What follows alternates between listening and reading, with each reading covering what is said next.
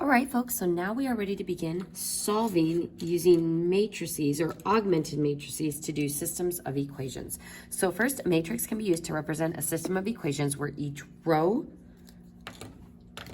represents an equation and each column represents a variable. This is called an augmented matrix of the system. So for example, if we look at this two variable system of equations, this would be equation 1, this would be equation 2, and this written in augmented matrix form looks like this. So I take my coefficient of the x, my coefficient of the y, and then my constant. For those of you who have taken finite math, sometimes in different professors and textbooks, we'll put a little dash line separating the variables from the constants. You don't have to do this, but if it helps you organize it, you certainly can do so.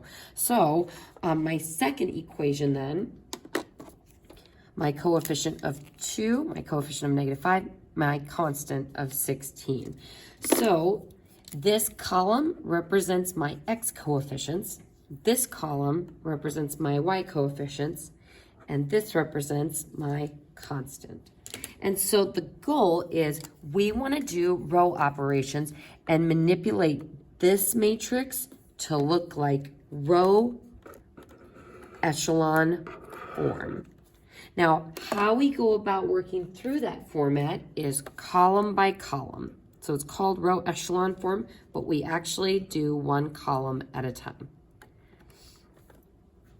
So row echelon form, abbreviated REF, looks like this for a 2-variable system of equations, and usually this for a 3-variable system of equations. So what I want you to notice is that in these matrices, in row echelon form, we've got our x, our y, and our constant, and our x, y, z, and our constant. And so what we end up doing with row echelon form is we get a slant of ones starting in the top left corner and then zeros below those ones. So that is visually, excuse me, what row echelon form looks like. But if we think about what this means in the context of our equations, this turns my system into a 1-variable equation, a 2-variable equation, and a 3-variable equation. So by having my x and y's be zeros in this row, this is strictly a z equation. By having my x be a 0 here, we have a yz equation. By having a 1 and other numbers there, we have a 3-variable equation. So our goal is, if you go back to page 4 in your note packet, our goal is to make our matrix have this set up, because once I have one of those variables, I can back substitute that 1 variable into the 2-variable equation and those 2 variables back into the 3-variable equation. So that's our goal with row echelon form, is we want it to have the slant of ones and the zeros below, because it turns it into a 1, 2, and 3 variable system. Now, how we go about working through those steps, I said, is column by column. So we start by trying to get the first column to be a 1 with zeros below it. Then we work on our second column and our third column if we are dealing with an XYZ system. So take a deep breath, and we're gonna go ahead and take this problem from the top. So again, folks, this is totally new. This is going to be the first time you've ever seen this before. So be patient with yourself as we see this for the very first time. So the first thing we need to do is turn this 3-variable system into an augmented matrix. And how we are going to do that is to look at the number of rows we will have. So this will need to have 3 rows, and columns, we have the x column, the y column, the z column, and the constant column. So this will be a 3 by 4 matrix.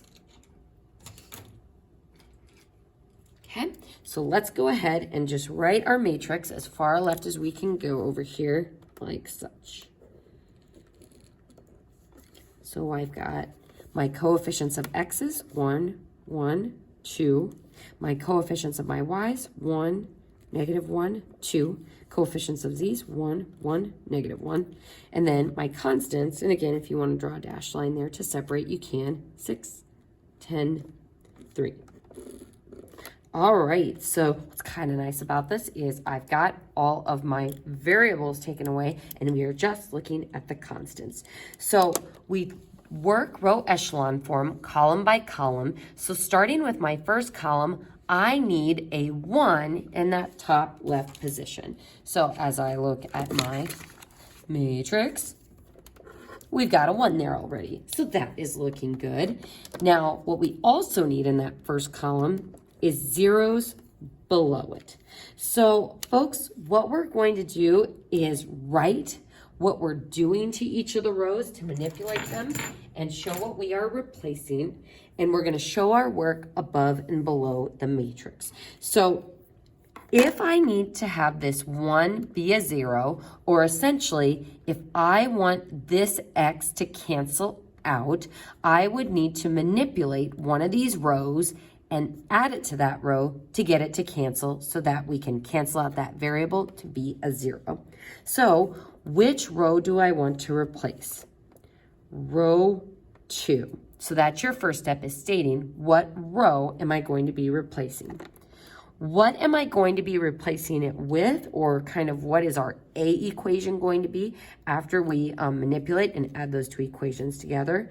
Well, what I'm going to do is, in order to get this to be a 0, I'm going to take the opposite of row 1 and add it to row 2, which is no different than saying I'm going to multiply equation 1 by -1 and then add it to row 2 to get my x to cancel. So we start with row 1 and we take the opposite of it. -1, -1, -1, -6. Next, we're going to add that to row 2, and what we get when we add those together is what we are going to replace row 2 with in our next matrix step. So -1 plus 1, so my negative row 1 plus row 2 is 0, just like we intended. -1 plus -1 is -2. -1 plus 1 is 0, and then -6 plus 10 is 4.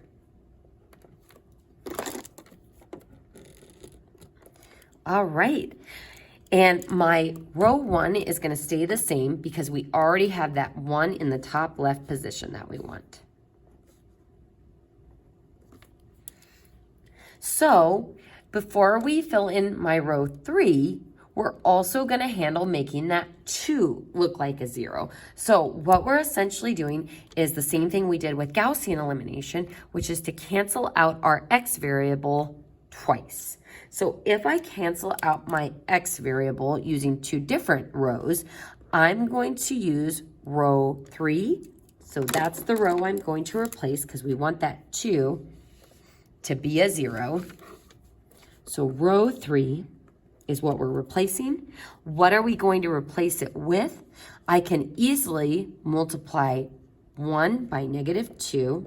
So I'm going to take -2 times row 1 and then add it to row 3.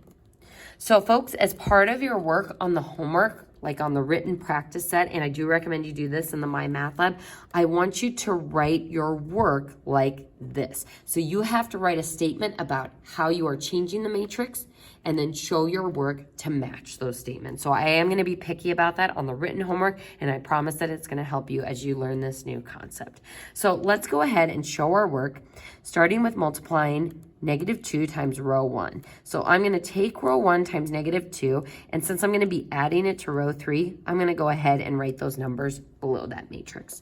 So -2 times 1, -2, -2 times 1, -2 times 1, -2, 6 times -2 is -12. So that's negative 2 times row 1. Now I'm going to add that to row 3, and I'm going to replace it in row 3 in my next matrix set of work. So again, folks, essentially, this pink row is my A equation where I eliminated x, and this row will be my B equation where I eliminated x again. So adding these together, negative 2 plus 2 is 0. 2 and negative 2 is also 0. And then negative 1 and negative 2 is negative 3. And 3 and negative 12 is negative 9. So we have done our first block of work, and now we see that our first column has the 1 and the zeros below it. So now we work to the next column of row echelon form. Our first column needs to have 1 with zeros below it. Our next column needs to have a 1 in the slant position down from that first one, and then zeros below it. So my next goal is to make this negative 2 look like a positive 1, and the item below it to be a 0. So lucky for us, we already have the 0.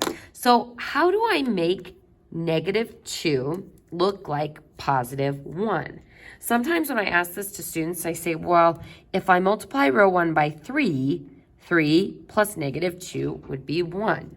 But if I multiply that first row by 3, then 3 plus that 0 would give me a 3 in that first position. So I don't want to do anything with that first row after the first step because that will ruin the integrity of those two zeros. So our next step is, instead of trying to use row 1 to get this to be a 1, we are going to just divide this row by negative 2. So going back to our rules up above, you can add a multiple of one row to another row, or you can just straight up multiply by a constant.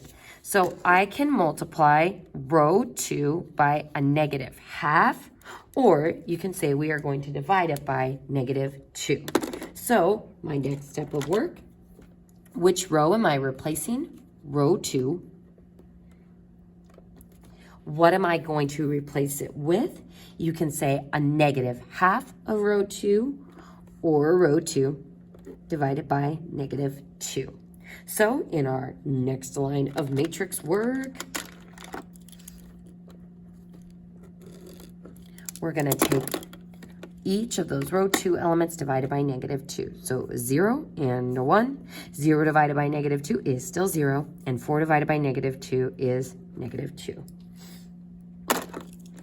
All right, row 1 we are leaving alone. And row 3, we don't need to do anything with because we've already got that 0 directly below the 1 that we want. So we check and see how we are doing with making this matrix look like row echelon form. So I've got my slant of 1s with zeros below.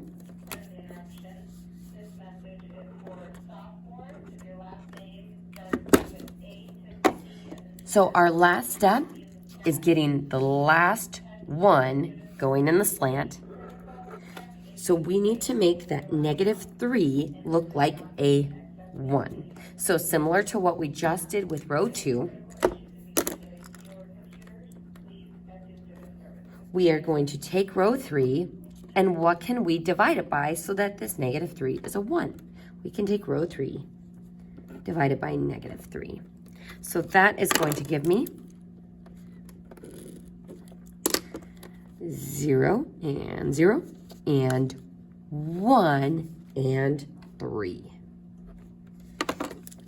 All right, and then those other two rows stay the same. 1, 1, 1, 6. And then 0, 1, 0, negative 2. So at this point, ladies and gentlemen, we have our slant of 1s with our zeros below. And what this has done for my system is it has turned this into a 1 variable row, a 2 variable row, and a 3 variable row. So on the homework, you are going to need to get your matrix. Sorry, that keeps sliding down. Your matrix needs to look like this, the row echelon form, also called REF. And if you're like, okay, we've made our matrix look this way, but how do we turn this matrix into a solution to this system? So it's actually kind of strange because we are now going to take the augmented matrix and turn it back into equations. So remember, this row would be equation 1, this row, equation 2, and this row, equation 3. So, excuse me, this would be my X column, this would be my Y column, this would be my Z column, and that would be my Z column. All of my pens are running out. So to turn this bottom row, we're always going to start with the one variable equation because the X is 0, the Y is 0. We have one Z in this last equation, and Z is equal to 3. So if you want to draw in that dashed line, let's not go over that -2. If you want to draw that dashed line in there, that is what separates your variable terms from the constant. So Z is equal to 3. Moving up to my two variable equation, and actually we're kind of lucky here because this actually says 0x plus 1y plus 0z, so this is actually a one variable equation as well. This turns into y equals -2. So there's that negative with the 2. Now when I move up to my last row and turn this into an equation, we get 1x plus 1y, or just y, plus z equals 6. And what we can do is back substitute and plug in the -2 for the y, the 3 for the z, to easily find out what x is. So I'm kind of running out of space here, so I'm going to go ahead and do this above. X plus -2 for my y, and then plus 3 for the z equals 6. -2 plus 3 is 1, and subtract from 6, x is equal to 5. So our final coordinate solution is 5, -2, +3. So it's a little bit different. You might not like it as much as Gaussian elimination, but if you're looking for some buy-in here on why we should be interested in this at all, is row echelon form gives us a way of easily solving 4 variable equations, and it's also going to help us when we encounter IMS, or infinitely many solutions, for these 3 variable systems as well. So take a deep breath. And in the next video, we'll be doing much more practice with this on the next page.